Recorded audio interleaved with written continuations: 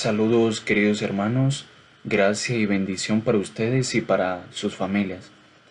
Es un verdadero gusto poder compartir con ustedes este momento de formación y de aprendizaje sobre nuestra fe, fortalecer nuestros conocimientos sobre nuestra iglesia y su doctrina.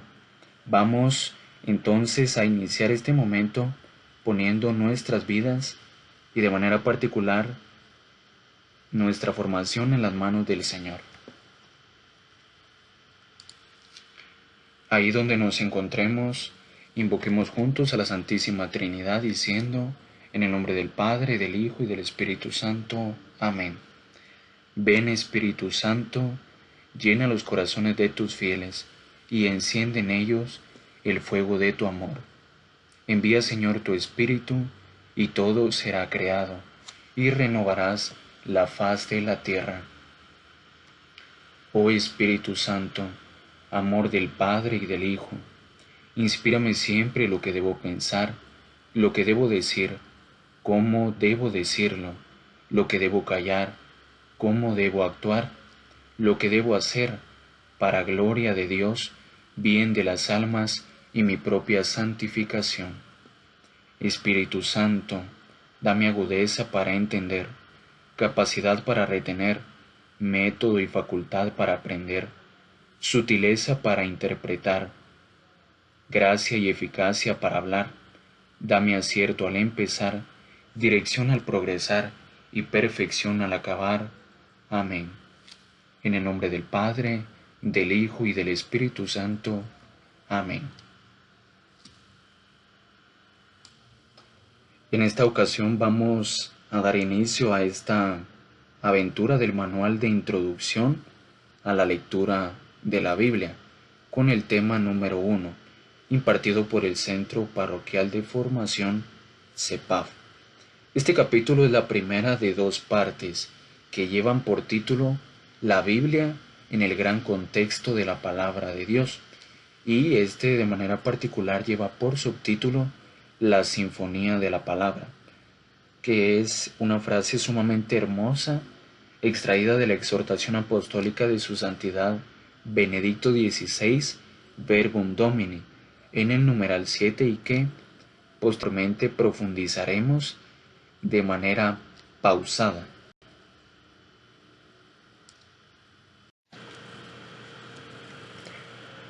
Vamos a iniciar con algunos aspectos introductorios. A lo largo de esta formación bíblica, nos vamos a topar con diversos documentos del magisterio eclesiástico. En este capítulo nos vamos a topar con dos de manera particular, por lo que vamos a conocer de manera breve cuáles son y de qué tratan, más o menos. Desde ya cordialmente invitados a adquirirlas en físico, descargarlas en PDF de manera gratuita, les aseguro que no se van a arrepentir de esta lectura. Muy bien. La primera es la ya mencionada anteriormente Verbum Domini, de su santidad Benedicto XVI. Esta es una maravillosa joya, un documento escrito, como dice acá en la lámina, a manera de exhortación apostólica post-sinodal. ¿Qué es eso?, dirán ustedes. Bueno, es un escrito que se produjo y es fruto de un sínodo de obispos. Por eso es post-sinodal, porque se publicó después del sínodo que convocó el Papa en el 2008 para hablar sobre la palabra de Dios en la vida y en la misión de la Iglesia. Y también es una invitación a todos para tener cada vez más una familiaridad con la Sagrada Escritura, redescubrir la centralidad de la palabra de Dios en la vida personal de cada uno de nosotros y sobre todo de la Iglesia.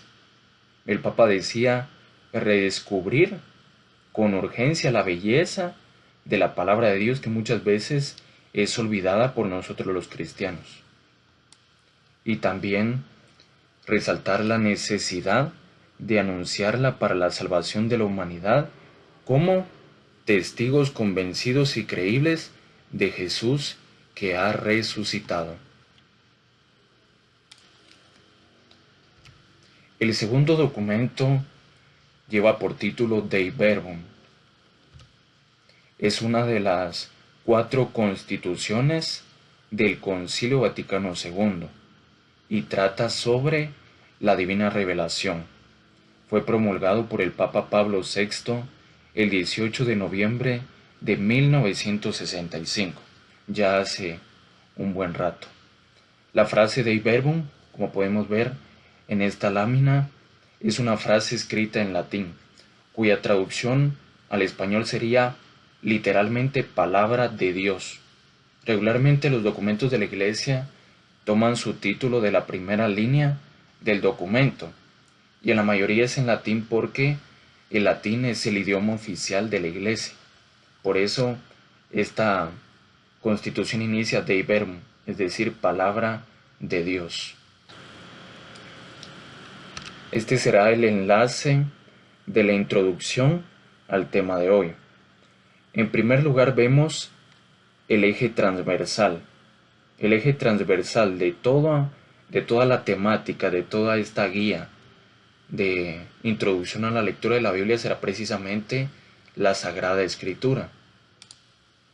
Es decir que, aunque veamos muchos temas relacionados a la palabra de Dios, como interpretación, los orígenes, la estructura y muchos otros temas, el tema de fondo será aclarar nuestra visión acerca de la Sagrada Escritura, de la Biblia. Ese es precisamente el propósito de este manual, ir purificando nuestra visión, que a veces es ambigua, sobre la palabra de Dios y más específicamente sobre la Biblia. Vemos también en la lámina una superación de una nueva religión, que no es bíblica, sino que en realidad es pura charlatanería y que tiende a confundirnos y que nos enseña a ver la Biblia como algo mágico, como un libro mágico. Y también la superación del literalismo y el fundamentalismo, es decir, superar la visión de interpretar la Biblia al pie de la letra, sin dar lugar a los signos, a los símbolos que en ella podamos encontrar, para conocer qué fue lo que en realidad quiso darnos a entender el autor de los libros de la Biblia. Y el fundamentalismo, que lo único que nos hace es caer en la aceptación de la famosa frase: si no está en la Biblia, no es cierto, no lo acepto. De esta manera nosotros desvirtuamos y empobrecemos el vasto campo de la palabra de Dios. Ciertamente, el literalismo y el fundamentalismo van a ser temas que ustedes van a estudiar más a fondo en otras oportunidades, pero el enlace es la superación del literalismo y el fundamentalismo. Muy bien, iniciamos entonces con el apartado número 1, que lleva por subtítulo La situación. Partimos de la situación actual que nosotros estamos viviendo como comunidad. A veces manejamos una concepción un tanto distorsionada acerca de la Biblia. Creemos que la Biblia es tan eterna, tanto como Dios. Pero ¿cuál es el error de esta concepción? Nos dice el folleto: no hacernos la pregunta de cómo, cuándo, dónde y por qué nació la Biblia. Algunas personas creen que la Biblia se nos fue dada directamente del cielo, creyendo que el cristianismo es una especie de mormonismo, que, como a José Smith, se recordarán ustedes, se le presentó un ángel, le reveló el lugar en donde se encontraban las escrituras en planchas de oro. O por qué no decirlo, como en el Islam, que el ángel Gabriel le reveló todas las palabras de Dios a Mahoma. También podemos distinguir que hay ciertas pseudoideologías, es decir, falsas corrientes de pensamiento, que creen que lo primero fue la Biblia que Dios envió. Luego las tomó el pueblo hebreo, las meditó, las leyó, y a partir de este acontecimiento de meditar y leer la Biblia, se creó el pueblo de Dios. La realidad es completamente distinta. El pueblo de Israel no nace en consecuencia de leer la Biblia. Es al revés. Primero fue el pueblo de Dios y después, y solo después, la Biblia, como vemos en esta lámina. La Biblia se origina en el núcleo de una comunidad específica. Por eso, nuestra visión de un libro mágico caído del cielo no tiene cabida en el cristianismo, porque la Biblia nace en el seno y a partir de las vivencias y experiencias de un pueblo que ha sido intervenido ciertamente por la presencia de Dios.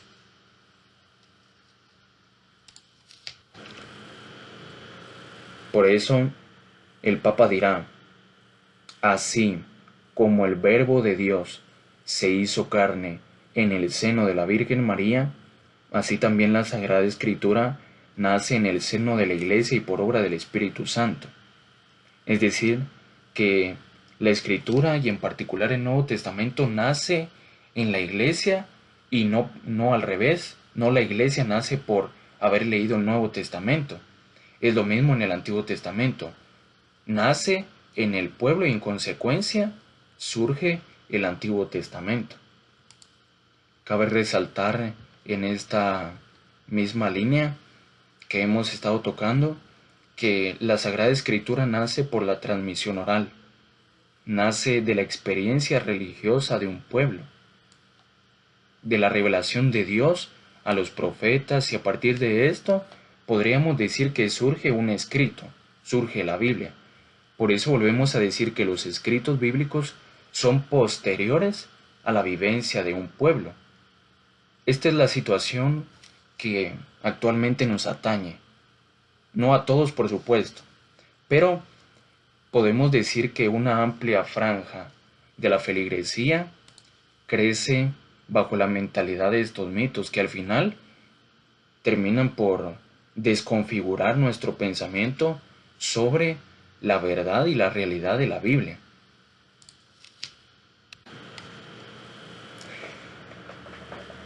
Ante los problemas que hemos visto anteriormente, que desde luego no son todos, surge uno aún más grande que tiene que ver con la manera en la que concebimos la palabra de Dios, o más bien la frase palabra de Dios, porque esto a veces tiende mucho a confundirnos.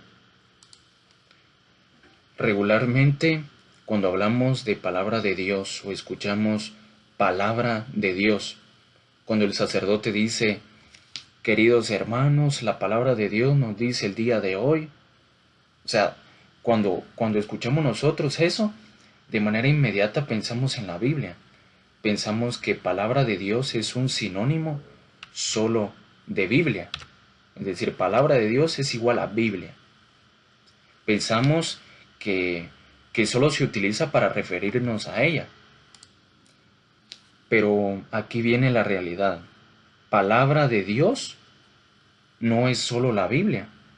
El mito consiste en creer que no hay más palabra de Dios que la Biblia. Y nuestro objetivo el día de hoy es trascender esta barrera que nos imposibilita ver el amplio campo de lo que en realidad significa palabra de Dios. Por ello, el apartado número 2, que vamos a iniciar en este momento, nos muestra que surge una necesidad inevitable. Es necesaria para que nosotros los cristianos nos adentremos a la lectura correcta de la Biblia. Esta necesidad consiste en situar la Biblia en el más amplio contexto de la palabra de Dios. ¿Se imaginan ustedes eso? Situar la Biblia en el más amplio contexto de la palabra. Repito la frase porque es una frase que hay que leerla detenidamente y hay que reflexionarla. A partir de esto nos vamos dando cuenta que la Biblia forma parte del vasto campo de la palabra. Y esta palabra no acaba en la Biblia, sino que se extiende más allá de ella. Por eso, situar la Biblia en el amplio contexto de la palabra de Dios será una tarea necesaria. Bueno, el apartado número 3 lleva por subtítulo el contexto ampliado de la palabra de Dios, la sinfonía de la palabra, de lo que la frase que hemos mencionado al inicio. Bueno, sí dirán ustedes, Cristian ya nos habló mucho del amplio contexto de la palabra, pero ¿en qué consiste este amplio contexto?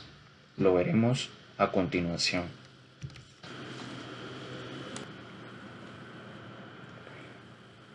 Alguien ha dicho gráficamente, con el fin de podernos orientar.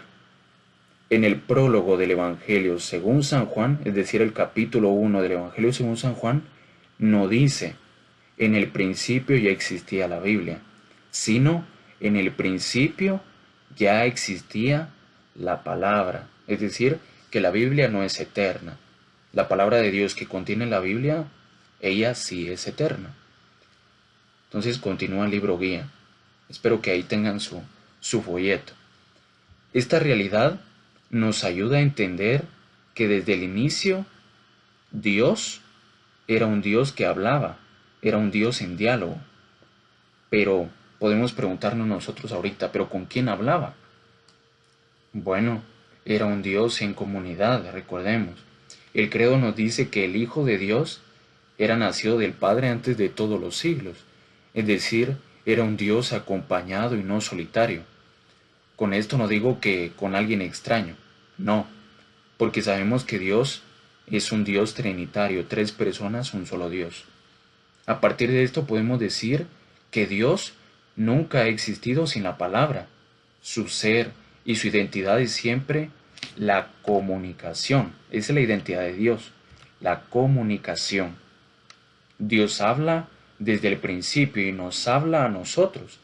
Él se comunica con nosotros y a esa comunicación de Dios con el hombre, de Dios con nosotros, le llamamos revelación. Dios que se revela al hombre.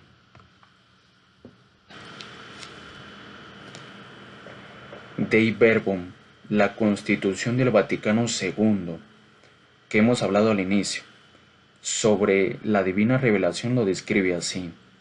Dios invisible, movido por el amor, habla a los hombres como amigos.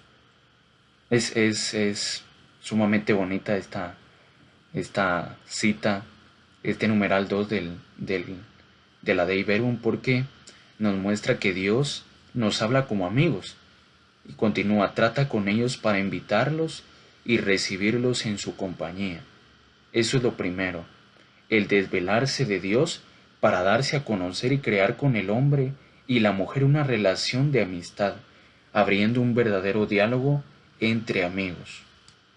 Este es el efecto de la revelación, entablar un diálogo, conocerse mediante ese diálogo. Y la Dei Verbum nos dice, como amigos. A un amigo, ustedes saben, a un amigo se le conoce. Por eso es que Dios se revela, porque quiere que nosotros le conozcamos y que platiquemos con Él tal y como lo haríamos con un amigo. Por eso ese desvelarse de Dios, ese mostrarnos su ser sin reservarse nada para sí. Nos muestra tal y como es Él y nos trata como amigos, alguien cercano. Nos muestra los tesoros, los secretos inagotables de su existencia. Pero Dios, ya hemos hablado que Dios se comunica, que Dios nos habla, que a ese ser, a esa identidad de Dios que se comunica, le llamamos revelación. Ahora podemos preguntarnos, ¿de cuántas maneras nos habla Dios? ¿De cuántas formas nos comparte su palabra? A estas interrogantes les damos respuesta solo cuando nos situamos en el amplio contexto de la palabra de Dios. Hasta este momento ya vamos comprendiendo en qué consiste el amplio contexto de la palabra de Dios. Bueno, y esto más bien se refiere a las diversas modalidades con las que utilizamos la expresión palabra de Dios. Por ello, el Papa Benedicto XVI habla precisamente de una sinfonía de la palabra. A esto se refiere el Papa Benedicto XVI cuando nos habla de una sinfonía de la palabra. Es decir, una palabra que se expresa de diversos modos. En sentido metafórico de sinfonía, podríamos decir, y lo dice la Verbum Domini del Papa Benedicto XVI, que sería un canto a varias voces. Por ello, a continuación vamos a clarificar esta realidad sinfónica de la palabra, que desde luego es únicamente una metáfora, una figura que el Papa utiliza para que nosotros podamos comprender en qué consiste esta sinfonía de la palabra. En primer lugar, tenemos al Logos Trinitario. El Logos Trinitario, la más excelente palabra de Dios es el Logos, el Verbo de Dios, el Hijo de Dios, aquel del que hablamos cuando mencionamos el prólogo de San Juan. Pero este Logos de Dios, que coexistía con él antes de todos los siglos, se hace hombre en Jesús de Nazaret. Por ello, palabra de Dios también es el Verbo encarnado, es decir, Jesús de Nazaret. La palabra se hizo carne y habitó entre nosotros. Pero hay más, también Dios se revela, se comunica en su propia naturaleza, en su propia creación. La creación también es palabra de Dios. Esta es otra voz de esta sinfonía.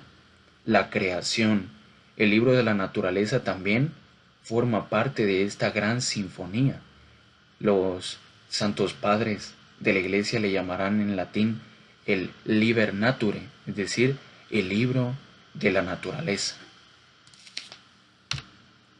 La historia de la salvación. Esta también forma parte de este amplio contexto de la palabra de Dios. Antes de ser puesta por escrito, fueron hechos que manifestaron el diálogo de Dios con su pueblo.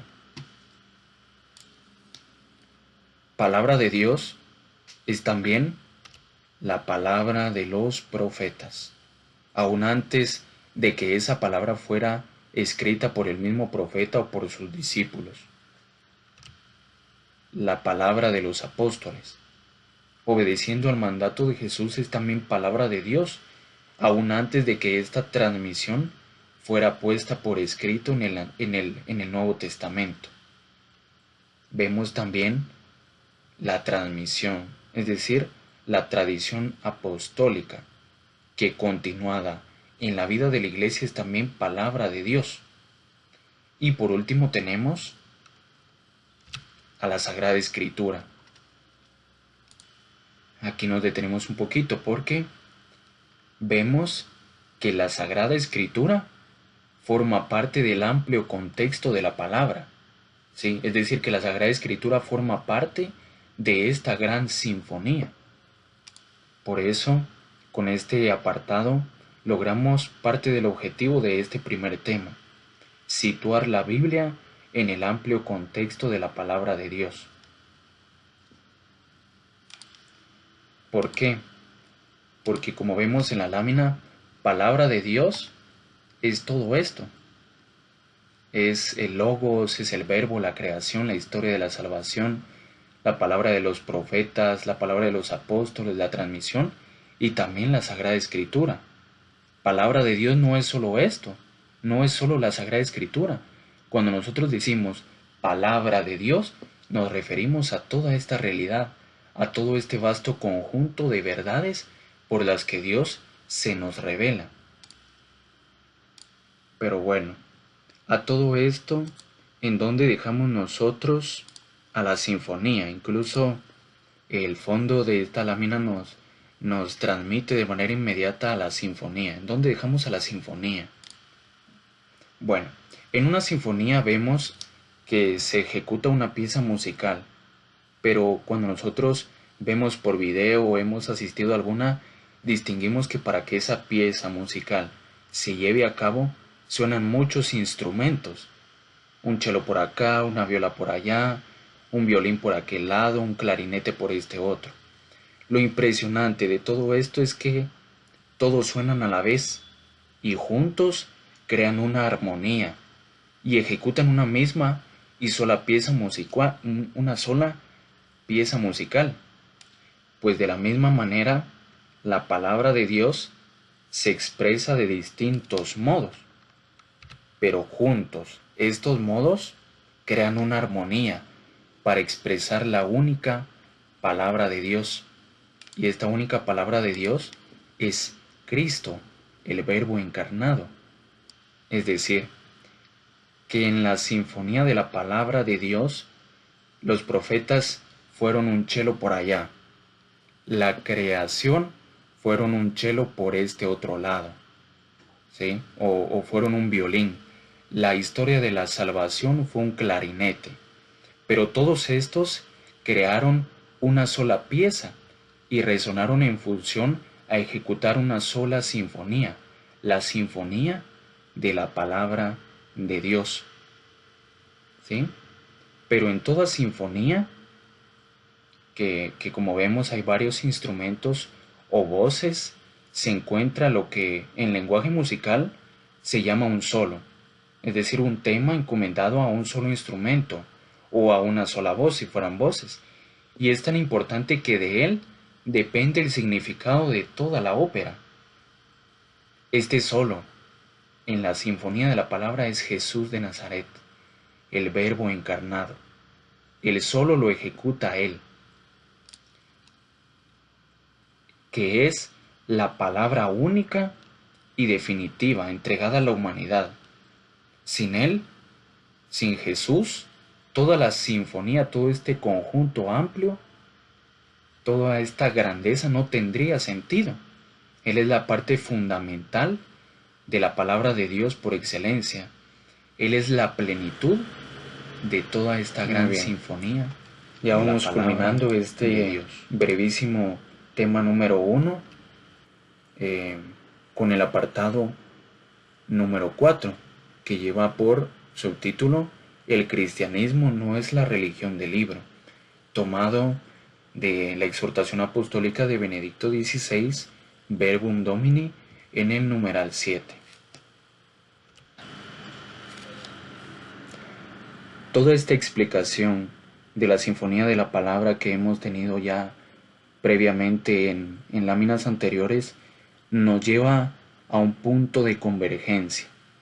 Es decir, ese punto de convergencia va a ser la comprensión de que el cristianismo no es la religión del libro. Es decir, que nuestra fe no está cimentada solo en la Biblia, sino más que en ella, nuestra fe se cimenta en la palabra de Dios. Por eso, como lo dice acá en la lámina, somos la religión de la palabra de Dios encarnada, del Cristo vivo, del Cristo resucitado, no la religión del libro. Y cabe resaltar que esa es nuestra diferencia con respecto de las iglesias protestantes, que se originaron a partir del principio de la sola escritura, que fue el que propuso Martín Lutero. Ellos sí son la religión del libro, porque su fe solo se cimenta en la Biblia, y esto los lleva a un fundamentalismo y a un literalismo desenfrenado. Es decir, para ellos, si no está en la Biblia, no es verdad. Por el contrario, nuestro cristianismo católico se cimenta en la palabra de Dios y no solo en la Biblia. Imagínense ustedes, si nuestra fe se cimentara solo en la Biblia, nosotros seríamos fundamentalistas y literalistas. No creeríamos en la asunción de María, ni en la Inmaculada Concepción de María, o en la sucesión apostólica o en el presbiterado, solo y simplemente por el hecho de que no se encuentra de manera explícita en la Biblia. Esto es regirse bajo el principio de la sola escritura, de la sola Biblia, que propuso Lutero y por el cual se rigen las iglesias protestantes. Por eso, El folleto culmina diciendo, el folleto dice, la palabra de Dios encarnada, es decir, Jesús, precede, es decir, estuvo antes y excede a la Sagrada Escritura. Y esa palabra de Dios encarnada no nos llega solo a través de la Sagrada Escritura, aunque sabemos que la Sagrada Escritura nos llega de un modo privilegiado.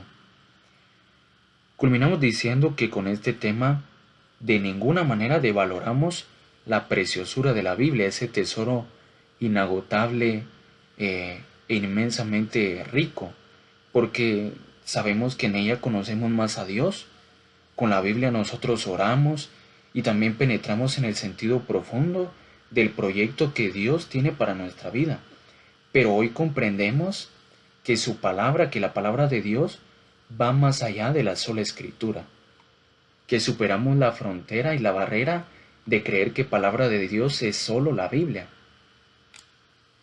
Y hemos tenido también la oportunidad de asimilar con la figura maravillosa que nos ofrece el Papa Benedicto XVI en Verbum Domini, esta preciosura, esta grandeza del contexto ampliado de la palabra a través de la figura de la sinfonía. Así como una sinfonía utiliza muchos instrumentos, pues también Dios utiliza muchas maneras de compartirnos su palabra. Es decir, un canto a varias voces.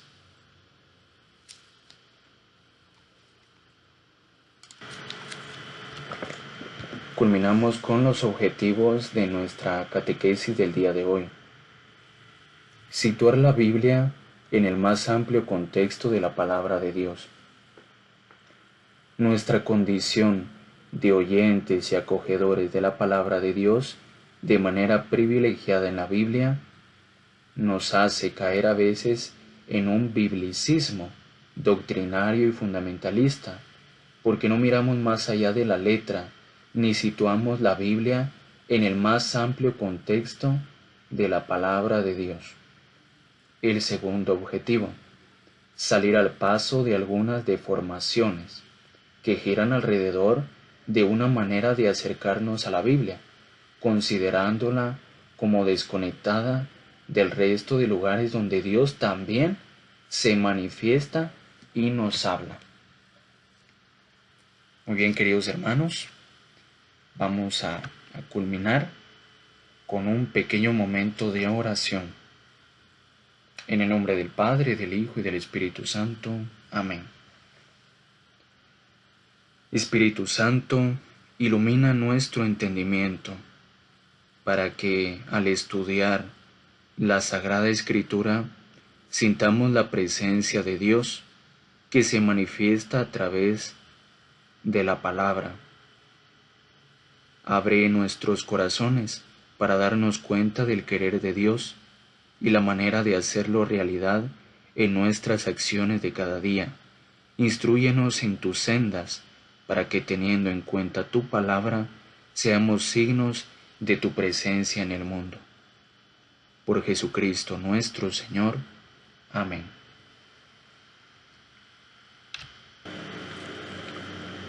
Muchas gracias, hermanos, por su atención. Dios los bendiga y nos vemos en una próxima.